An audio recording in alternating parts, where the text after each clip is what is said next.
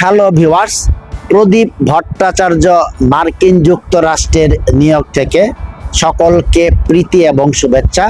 আশা করি দেশে বিদেশে যে যেখানে আছেন সুস্থ এবং নিরাপদে আছেন। আজ যে টপিকস নিয়ে আলোচনা করব তা হলো শ্রীকৃষ্ণ কি একজন ঐতিহাসিক ক্যারেক্টার? কৃষ্ণ নামে কেউ কি ছিলেন? বিভিন্ন ধর্মগ্রন্থের আলোকে একটি নাতি দীর্ঘ আলোচনা করতে চেষ্টা করব। সনাতন ধর্মে অ্যাবসোলুট গড বলতে কিছু নেই। কেউ রামকে ভগবান বলে, কেউ কালী, দুর্গা, গণেশ ইত্যাদি ইত্যাদি। এমন এমন জায়গা আছে পৃথিবীতে যেখানে কৃষ্ণের কোনো কথাই নেই। কাজেই শ্রীকৃষ্ণকে আলোচনা করলে আপনার প্রাণ যাওয়ার সম্ভাবনা। শ্রীকৃষ্ণের কথা যেই সব গ্রন্থে পাওয়া যায় তার ভিতরে মহাভারত, ভাগবত, বিষ্ণু পুরাণ, পদ্ম পুরাণ, ব্রহ্ম বৈবর্তীয় পুরাণ এগুলো অন্যতম। প্রধান যেই আলোচ্য বিষয় তা হলো রাধা নামক চরিত্র। শ্রীকৃষ্ণ রাধা, রাধা কৃষ্ণ। রাধা নামে কেউ কি ছিলেন? মহাভারত, ভাগবত বা অন্যান্য পুরাণে রাধার কোনো নামগন্ধ নেই। মাত্র 600 বছর পূর্বে ব্রহ্ম বৈবর্তীয় পুরাণে রাধা শব্দের উৎপত্তি। তার আগে যেই পুরাণ লেখা হয়েছিল বা মহাভারত লেখা হয়েছিল সেইখানে রাধা নামক কোনো ক্যারেক্টার ছিল না। মুঘল সম্রাট যখন ভারতে ক্ষমতায় তখনই ব্রহ্ম বৈবর্তীয় পুরাণটা লেখা হয়। এখানেই আমরা রাধার চরিত্র দেখতে পাই। বৈষ্ণবরা বলেন রাধা হলো একজন ভক্ত, এবং এই রাধাকে নিয়ে অনেক রগরগে কাহিনী আমরা সমাজে প্রচলিত দেখতে পাই।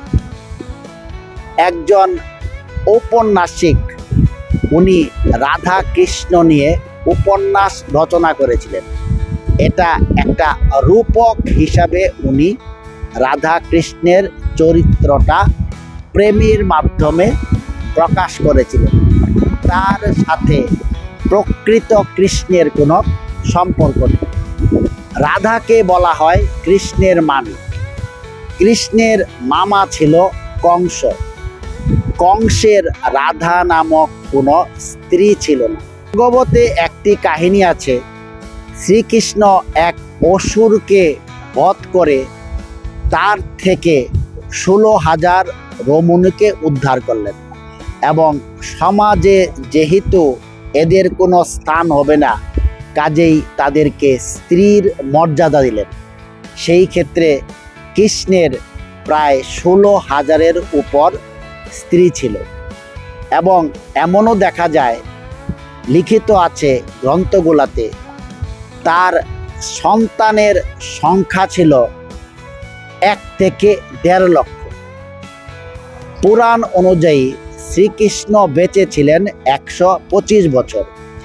তার যদি লক্ষাধিকের উপরে সন্তান থাকে তাহলে প্রতিদিন তার 4টা সন্তান ভূমিষ্ঠ হওয়ার কথা। বাস্তবে কি এটা সম্ভব? পুরাণ অনুযায়ী সামন্তক মণিকে কেন্দ্র করে কৃষ্ণের বেশ কয়েকটা বিবাহ আছে, এবং এখানে বর্ণনা আছে কৃষ্ণ জাম্ববতী নামক এক ভাল্লুকীকে বিয়ে করেছিলেন। হেস্টি সাহেব একজন ইংরেজ, উনি সনাতন ধর্ম নিয়ে অনেক গবেষণা করেছেন। উনি হাসির ছলে বলেছিলেন ভগবান হোক আর মানুষ হোক, একটি ভাল্লুকীকে বিবাহ করা সম্ভব? কৃষ্ণের ক্যারেক্টারটা অনেক জায়গায় দেখা যায়। যেমন ইন্দ্র কৃষ্ণ নামকের অসুরকে যুদ্ধে পরাজিত করে নিহত করেছিলেন। বৌদ্ধ ধর্মের সূত্র ত্রিপিটক একটি প্রাচীন গ্রন্থ। সেখানে কৃষ্ণকে বর্ণনা করা হয়েছে অসুর হিসেবে। বৌদ্ধ ধর্মে মার হলো কামনা এবং এটা একটা প্রধান শত্রু। সেই মার বলতে অনেক ক্ষেত্রেই কৃষ্ণের নাম ব্যবহার করা হয়েছে। এভাবে পুরাণে অনেক জায়গায় কৃষ্ণের বর্ণনা পাওয়া যায়। আসলে কোনটা প্রকৃত কৃষ্ণ তা বোঝা খুব দুঃসাধ্য। বিভিন্ন পুরাণে কৃষ্ণের ঈশ্বরত্ব প্রমাণ করার জন্য এমন এমন বর্ণনা পাওয়া যায় যা প্রমাণ করা খুবই মুশকিল। কেবলমাত্র বিশ্বাস এবং প্রচলিত আছে বিশ্বাসে মিলে বস্তু তর্কে বহুদূর। প্রতিটা ধর্মেই আপনাকে নির্দ্বিধায় বিশ্বাস করতে হবে, কোনো রকম প্রশ্ন ছাড়া, যাকে বলা হয় অন্ধবিশ্বাস। পুরাণগুলা লিখিত হয়েছে, কথিত আছে ব্যাসবেদ কর্তৃক, এবং ব্যাসবেদ আসলেই সবগুলা পুরাণ লিখেননি। বিভিন্ন পুরাণ অনুযায়ী শ্রীকৃষ্ণের ঈশ্বরত্ব প্রমাণের জন্যে তার কতটুকু ক্ষমতা ছিল তা দেখানোর জন্যে অনেক অপ্রাকৃত ঘটনা বর্ণনা করা হয়েছে। যেমন বাল্য অবস্থায় পুতনাবধ, অথবা এক আঙ্গুল দিয়ে পর্বতকে 7 দিন ধরে রাখা, ইত্যাদি ইত্যাদি। এই বর্ণনাগুলো যদি আপনি আমলে নেন তাহলে অন্যান্য ধর্মগ্রন্থের যে কিছু বর্ণনা আছে, যেমন বাইবেলে আছে যীশুখ্রিস্ট মৃত ব্যক্তিকে জীবিত করেছিলেন, উনি নদীর উপর দিয়ে হেঁটে যাচ্ছেন, অথবা এক টুকরা রুটি এবং 1 পিস মাছ দিয়ে 5000 লোককে খাইয়েছিলেন, অথবা আরেক ধর্মগ্রন্থে আছে আঙ্গুলের ইশারায় চাঁদকে দ্বিখণ্ডিত করেছিলেন, ইত্যাদি ইত্যাদিও আপনাকে মানতে হবে। এই ধর্মগ্রন্থের এই বর্ণনাগুলা শুধুমাত্র দাবি, এগুলা বাস্তবিক পক্ষে প্রমাণ করা খুবই দুঃসাধ্য। মহাভারতে আমরা যে কুরুক্ষেত্রের যুদ্ধ দেখি, এটা আসলেই হয়েছিল কিনা তা কোনো প্রত্নতাত্ত্বিক নিদর্শন নেই।